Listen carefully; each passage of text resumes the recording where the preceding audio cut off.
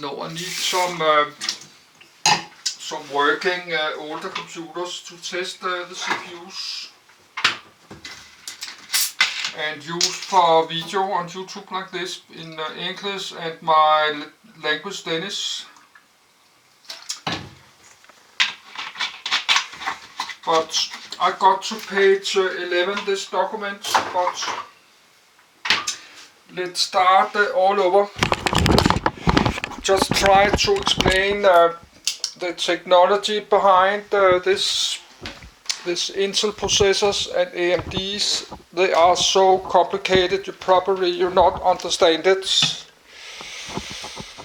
Because now I have 2 Danish video. I need to put the public.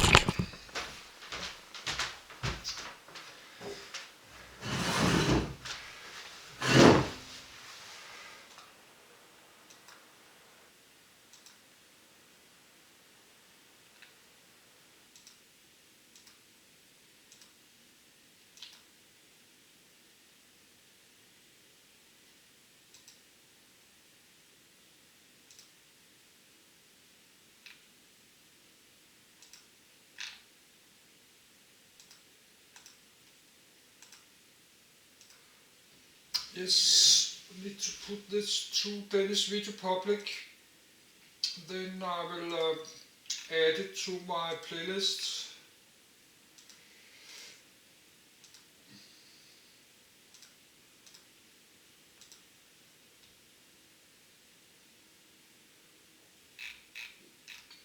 Good. And this video is part 964. This video is part 964. It's more than like 1 month ago I did stop reading this. So I'd like to just start again. So, but let's try and finish this today. But that's 27 pages. No, actually this is part number 665 because the video have just split. But let's try to read it, just try to explain, because this is so complicated that I not understand it, but I like to read it myself, because maybe I understand a little bit. Let's just read it like this, but I need a minute. I need a minute to do myself ready in my bed. Oh, let's. I have to adjust because so long time I did it. I have to adjust the camcorder so it's level, and my tripod is level on the floor. No, not on the floor, on the table. And the screen should be level. Then I will go to bed and read all this. My alarm clock is on.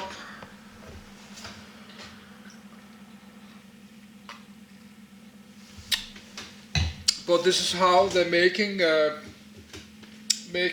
Intel processors.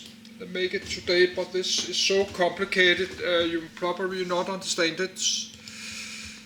After this, we have to read this one. That's a company in Netherlands, Lithography, Netherlands. They are making this big machines to do this technology. This is some big cost like $200 million. EUV lithography.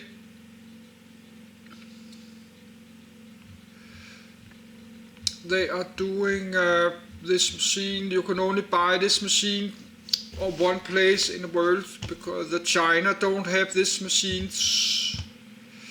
Intel are building some big new semiconductor factories in Arizona in the United States, and in Germany they're building some super big semiconductor factories. Then this kind of machines they are using. I'm looking for a picture. No, they don't have a picture of this machine, but they probably have it in this document. But this is just a small document, but this is super long. They maybe have it, this document, they have some photos of how the machine, these are super big machines doing this technology. They are copy the print of the transistors into onto this silicon wafer. Yes, you have this silicon wafer. Then they copy the design of the chip inside with this ultraviolet lights. No, they don't have a copy of this machines. No, they don't have a photo.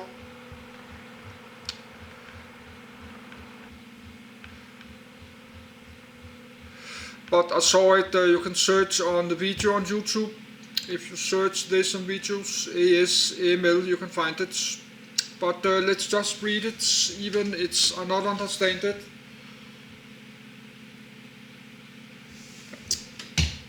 Yes, ASML Holding is the only company who produce and sells EUV systems for chips production targeting 5 nanometer or 3 nanometers.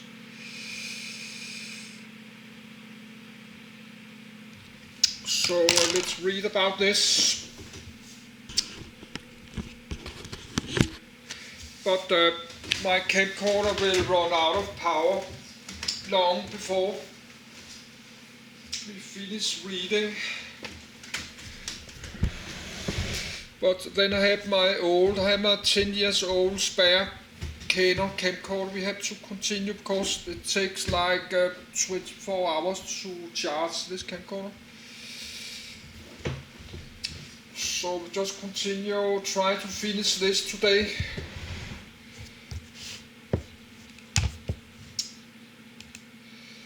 Show, read loud, activate voice, and read to the end of documents. Extreme ultraviolet lithography.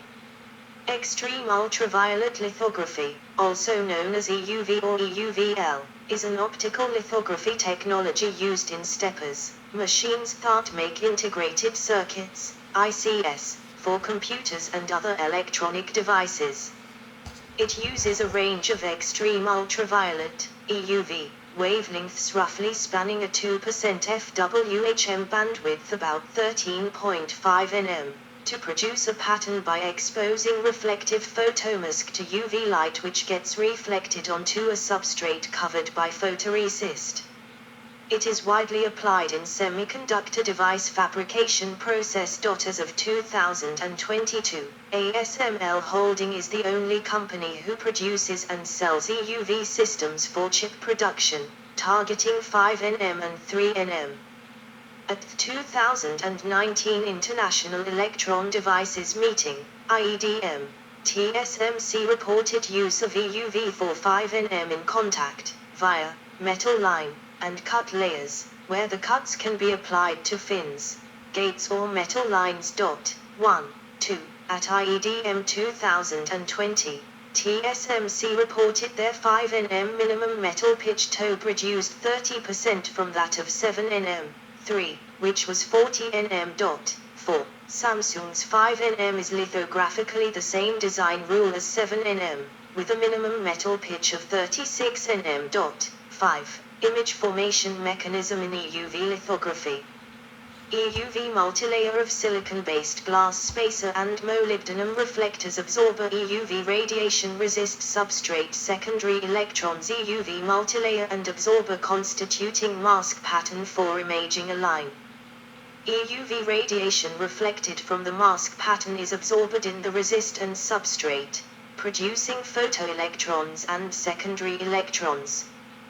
These electrons increase the extent of chemical reactions in the resist. A secondary electron pattern that is random in nature is superimposed on the optical image.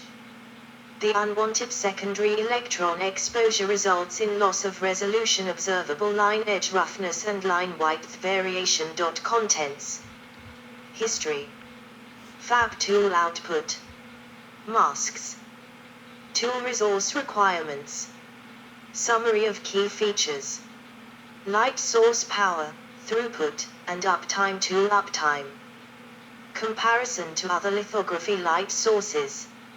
EUV specific optical issues. Reflective optics. Wavelength bandwidth, chromatic aberration, flare, line tip effects.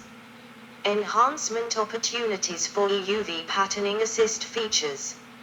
Source mask optimization. Phase shift masks. EUV photoresist exposure. The role of electrons. Impact of photoelectron and secondary electron travel on resolution. Charging and electron trapping. Contamination effects. Resist outgassing. Tin redeposition. Hydrogen blistering. Resist erosion. Membrane. Mask defects. Multilayer reflectivity. Random variations. Multilayer damage. Pellicles. Hydrogen bulging defects. Throughput scaling limits. EUV stochastic issues. Pupil fill ratio. Use with multiple patterning. Single patterning extension, anamorphic Hina. Beyond EUV wavelength. References. Further reading. Related links. History. In the 1960s, visible light was used for IC production, with wavelengths as small as 435 nm, mercury G line. Later UV light was used with wavelength of at first 365 nm, mercury I line, then excimer wavelengths first of 248 nm, krypton fluoride laser, and then 193 nm, argon fluoride laser, which was called deep UV. The next step, going even smaller, was dubbed extreme UV or EUV. The EUV technology was considered impossible by many. EUV is absorbed by glass and even air, so instead of using lenses, as before, to focus the beams of light, mirrors in a vacuum would be needed, and a reliable production of EUV was also problematic. The then leading producers of steppers, Japanese companies Canon and Nikon, gave up trying. And some even predicted the end of Moore's law. But in 2018 Dutch company ASML finally succeeded after 2 decades of research. This led MIT Technology Review to name it the machine that saved Moore's law. 6. The first prototype in 2006 produced 1 wafer in 23 hours. As of 2022, a stepper produces 200 wafers per hour. The stepper uses Zeiss lenses, which that company calls the most precise mirrors in the world, and are produced by locating imperfections and then knocking off individual molecules. This made the once small company ASML the world leader in the production of steppers and monopolist in this cutting-edge technology, and resulted in a record turnover of 18.6 billion euros in 2021, dwarfing their competitors Canon and Nikon. Because it is such a key technology for development in many fields, the United States even pressured Dutch authorities to not sell these machines to China. ASML has followed the guidelines of Dutch export controls and until further notice, will have no authority to ship the machines to China. 7. Fab tool output. Hash layers tool WPD hash tools WPM 510010500150015500015500309000201500409000025 1515005090000. Source: ASML to ship EUV tools masks. EUV photomasks work by reflecting light, 8, which is achieved by using multiple alternating layers of molybdenum and silicon.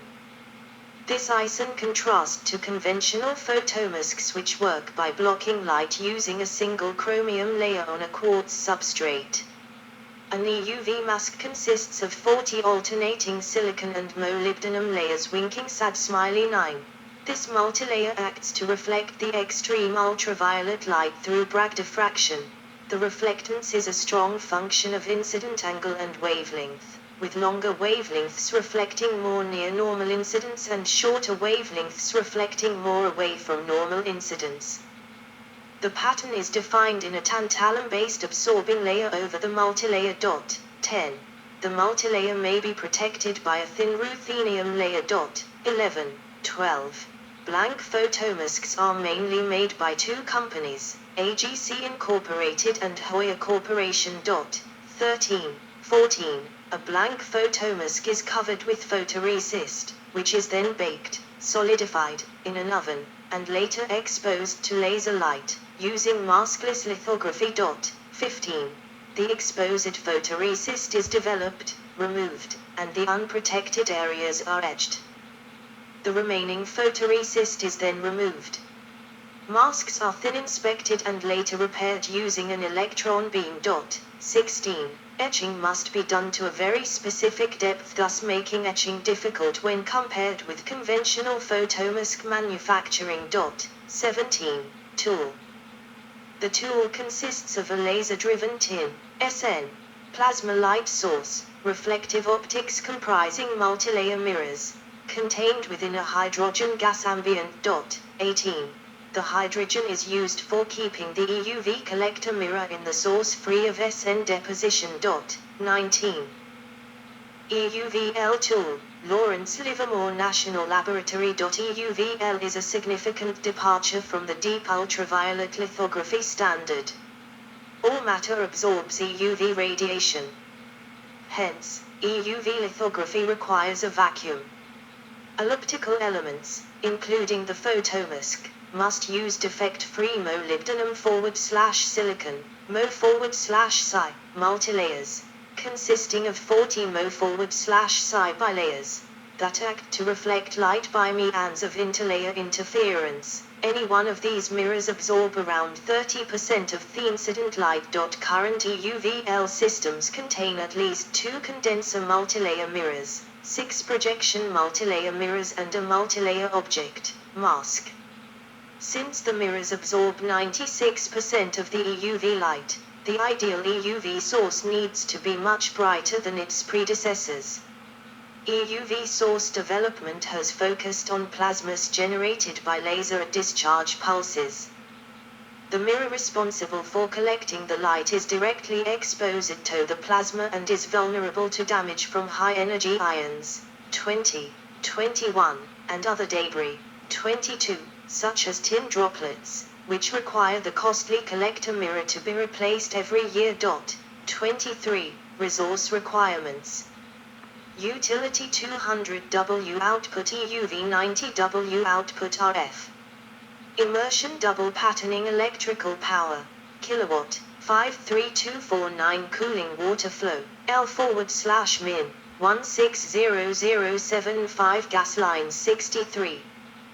The required utility resources are significantly larger for EUV compared to 193 nm immersion, even with 2 exposures using the latter. Hynix reported at the 2009 EUV symposium that the wall plug efficiency was 0.02% for EUV, i.e., to get 200 watts at intermediate focus for 100 wafers per hour, one would require 1 megawatt of input power, compared to 165 kilowatts for an RF immersion scanner, and that even at the same throughput, the footprint of the EUV scanner was 3x the footprint of an RF immersion scanner, resulting in productivity loss.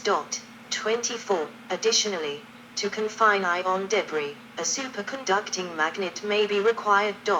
25. A typical EUV tool weighs 180 tons. 26. DUV versus EUV tool energy consumption.